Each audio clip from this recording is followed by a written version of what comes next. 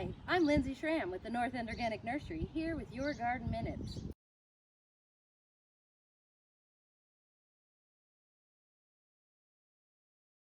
Wait a second. I'm Lindsay Schramm. This is Allison Burley, often mistaken for each other, but just to let everybody know, this is me, this is her, and together today we're going to talk to you about growing a pollinator garden in your yard so that you can help feed the pollinators from the beginning of the season all the way to the very end. Allison here, who is a horticulturist, I am not, she has picked out this amazing arrangement of pollinator-loving plants so that we can show you all what you can choose from in order to create your own pollinator habitat in your front or backyard. So here is my front yard, a big blank space, and we're going to fill it in. So tell us a little bit about what you look for in pollinator-friendly plants. Color, style, texture, smell. This is why I'm the veggie girl. I have no idea how to go down those lines. Certain insects love certain things, different attributes about the plants, like butterflies, landing strips, love them.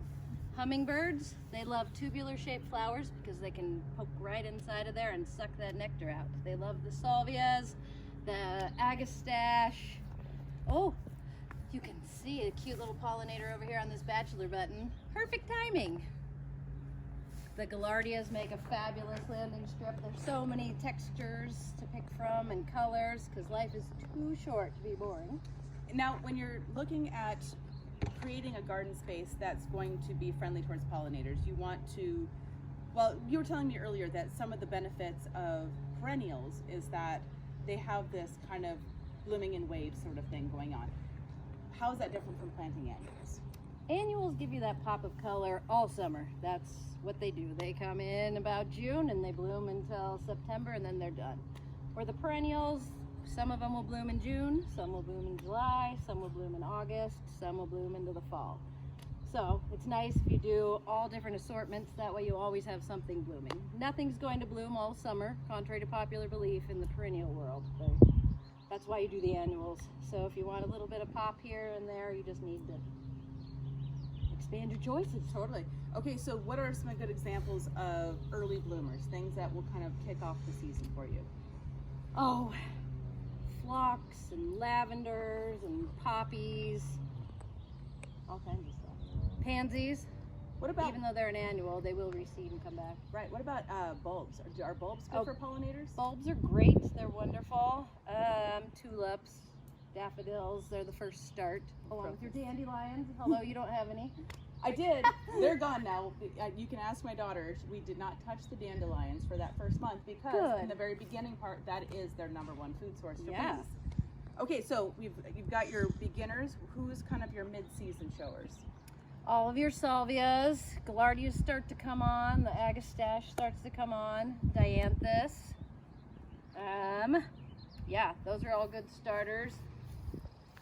Usually the old state flower, our Philadelphus louisii, also known as syringa. That one blooms quite early. Is that the same thing as mock orange, or is that Correct. a different? Okay, That's the exact same plant. cool. Called many names. There's also a syringa, which is our lilac. That's a whole different plant. Did I call that syringa vulgaris? I don't know, did you? Or Philadelphus louisii? It's Philadelphus louisii, the purple one, not syringa vulgaris. That's syringa vulgaris over there, right? Yes, correct. A little Miss Kim. Awesome. Okay, so mid-season, hopefully what we're trying to do here is get those early bloomers, and then once those guys are sort of done or petering out, we've got our mid-season bloomers. Correct. Who kind of pulls up the fall? Oh, black-eyed Susans, echinaceas, even your annual snapdragons. They're amazing. Those little buggers go from spring until fall. They're great. Again, that's why you plant annuals, because they do the whole summer thing. But these little bachelor buttons, the Shasta daisies kind of pull up the rear. Asters. Asters, fall asters are fabulous. Yeah. How about herbs? Do herbs do much blooming? Because I mean, normally we think about herbs as being a leafy plant. Is there any benefit? My best pollinator of all time was a parsley plant that I let go to seed. It got this big, and all summer that thing was covered in 10 million bees. It was amazing. I loved it. But yes, oreganos are great for that. Parsleys, sedums bloom. Believe it or not, sedums are one of the best pollinators. The bugs just love those once they start blooming. Dill, Donated. fennel. Yep. So you can grow stuff for food and then just kind of let it go. So it can be part of the Exactly. mixed garden. Which is one of the things I wanted to talk to you about. Yes. Nobody wants to weed all summer. So fill in. Fill all the ground cover. If you battle it out with your herbs, you can eat them. It'll block the weeds out. They look beautiful. You can walk on them a little bit. They smell fabulous. Can't go wrong. Yeah, absolutely. Fill in. Mulch. Ground covers. So the benefits of feeding the pollinators, obviously, just for the environmental reasons, pollinators are, what's the right word I'm looking for? They're under attack, basically, between development and pesticides and stuff like that. So anything we can do to create fodder for them in neighborhoods will help to support them on a big scale. Exactly. On a very selfish scale, when people come in and they say, my zucchini didn't do anything last year, or my cucumbers never produced very well. This is step one to an abundant garden, because if you can attract them early and they set up shop, then all of a sudden you start having bloomers in places where they weren't in the very beginning, and they'll just kind of scoot over and start taking care of those plants as well. Exactly. Yeah. Perfect. Win-win situation. So one of the things that the Ada County Soil and Water District have put together this year is a couple of different, like, you don't have to think about it, flats of different types of pollinator friendly annuals and perennials. So if you want to go and have us help you pick out a whole bunch of flowers like this, you can do that. But if you just want to kind of get a one and done, you can get these little pollinator flats. This one is mix 3. It has Scabiosa, Shasta Daisy, Dahlia, Oregano, Snapdragon Sage, Salvia, and more Salvia, which you already said. Salvia is a great one. Salvias. This one has Echinacea, Marigold, Catmint, Black-Eyed Susan, Poppy, Flax, Zinnia, and Cosmos. So we're also going to be integrating this into these different spaces so that really, again, the objective is grabbing pollinators from early on until the very end. And also, to clarify, not all pollinators eat the same thing. So you're talking about landing strips. I'd never heard that terminology before. I love it. Thinking about a place for a butterfly to land versus a place for a bee to kind of get into and drink the nectar, or a hummingbird to put its beak into. So you need different shapes and sizes. Exactly. Different colors, different bloom times, and you're going to be helping the full spectrum of pollinators, not just bees, because we're always fascinated with bees and talking about bees. There's moths and monarchs. Yeah. So that's another one. For monarchs, milkweed, right? Milkweed's great. We didn't have any, so I couldn't bring any, but... And it is one of those plants that you kind of want a big space, in my opinion, to put it. Because they start out a tiny little plant and get huge in a very short period of time. And a little bit invasive. So is there anybody else here that people should be concerned about as far as being a little too vigorous? Shasta daisies have been known to go a little wild, but I mean, nothing that you can't handle. I don't know. No, I tried to pick you since it was for your yard. I didn't want anything that was going to overtake your whole space. But yes, a lot of the ones I keep telling people I'm a little afraid we're going to have some crazy invasion of nothing but milkweed because we're all planting it. But it's so beautiful and it is so needed. It is so needed. But man, one plant will give you 5,000 in a very short period of time. But a nice dense planting like this too will probably somewhat curtail the over-invasion of one particular species if everybody's kind of shoulder to shoulder, right? Exactly. And you don't have to keep everyone that sprouts. Go ahead and just pull them out if they're getting crazy. Say, I didn't put any out there yet, but you have some goldenrod over there. It can get a little wild and a little too much fun. It can be, but it's beautiful. If you want a space where I had an old canal at my house on the bench, and I just let that goldenrod go nuts. It was happy and looked pretty, and I didn't have to do any work. Very cool. All right, well, we're going to get to planting some of this. Any final thoughts? No, come see us. We've got all kinds of beautiful, unbelievable plants right now. Everybody needs an agastache, though. Ultimate, most wonderful smelling hummingbird attractor ever. And the nice thing that we have at North End Organic Nursery is a lot of people like you who are passionate about this particular type of landscaping. It isn't just landscaping to make us look like every other city in the USA, but it's landscaping with a purpose, beauty and benefit to the environment and your own garden space. And xeric doesn't mean nothing but rock. We can fill it in, have it be low water and gorgeous all at the same time. Awesome. All right, thank you guys for joining us. This has been Lindsay and Allison from North End Organic Nursery. Have a great day. All right, a big thanks to Allison for showing us the plants, helping us getting them laid out. I'm gonna do the labor now. And before I get started, I'm going to add some starter fertilizer. A starter fertilizer is just a great way to get some nutrition at the root zone and help the plants establish a little bit faster, since we're going to be ripping them out of their pots and throwing them in the ground. We want to give them just something to eat along the way. So I'm going to follow the directions on the bag. I have two products here. I've got Espoma Starter, the Biotone, and I also have the Natural Guard Starter Fertilizer, all-purpose plant food. So we've got a 444 here. I think this guy's a 433. Basically identical. I think Espoma has some really cool ingredients that they add into there on the biological side, but we've got biologicals over here too. So at the end of the day, I'm not going to promote one of these over the other. They're both going to be good products. And I have a few more bags of this and a couple of this. So it's all going to go in there and we're going to see what's going to happen. So let's get to planting.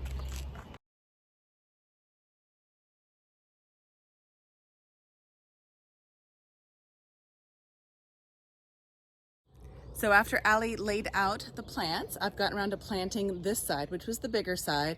I still got to plant that side over there. This guy decided to park right in my way. That's fun.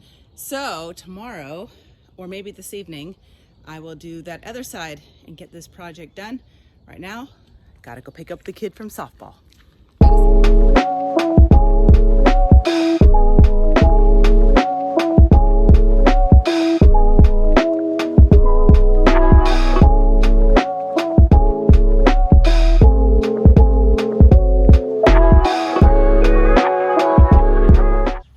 The lovely plants that are going to be blooming into pollinator feeders. Now, they don't look super impressive right now because, hey, they're small and pollinators get big quick, so there's really no reason to go super big, but hey, check it out. We've already got two bee friends on there just chowing down on a plant that's been not even in the ground for a few days.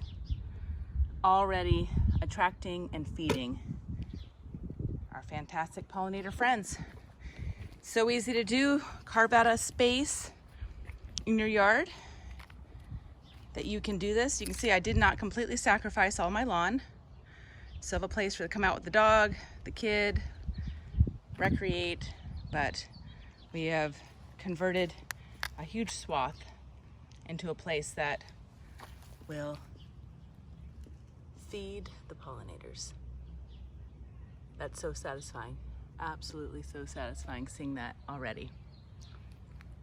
If you guys have any other questions, you're welcome to come down and see us at North End Organic Nursery. Also, check out the Ada County Soil and Water District's Pollinator Project. We have some of their pamphlets at the store, and you too can help create space for pollinators to be able to eat even in urban environments. So just wanted to show a little update to everybody on our little pollinator garden that we did in the front of our house. And oh my gosh, the bees.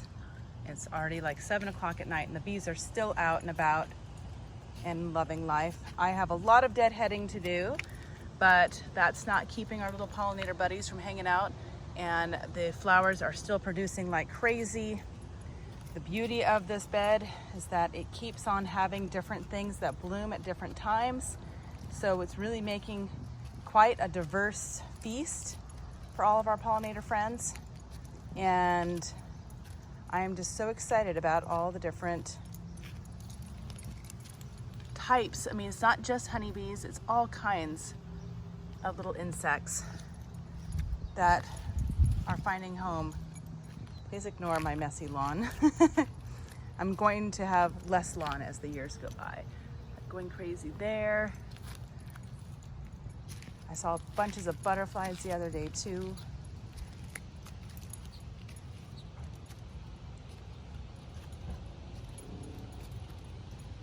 So yeah, things have filled in nicely. Well, it is the end of the season, and today is the 10th of October, an extremely windy day. We actually are probably going to be getting a frost either tonight or tomorrow, but I just wanted to get a shot of how this beautiful pollinator garden is looking at this time of the year.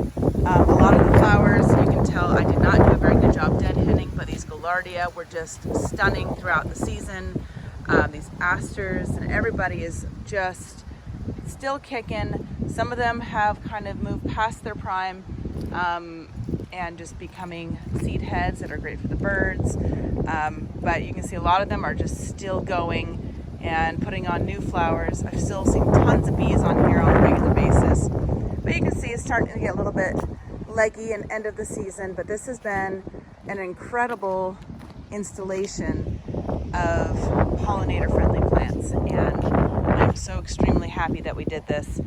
And once some of these annuals die out, I will clean them up and get this bed ready for next year, where we put some more annuals in, and also continue to support and cultivate those perennials that will come back and be those placeholders while we wait for the new season to start.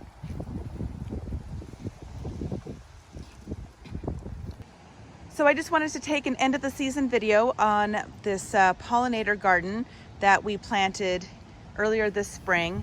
As you can see, we still have a lot of perennials and annuals. I did a terrible job deadheading. I just got real busy, but you can see even without purposeful deadheading, there's still a lot of blooms that just kept coming over to here. We've got some annuals. We're about to get a frost, as you can see with the wind. It's getting chillier out. Today's the 10th of October, and we'll probably get a frost tonight, so I wanted to come out and get one last look at everything before everything frosted.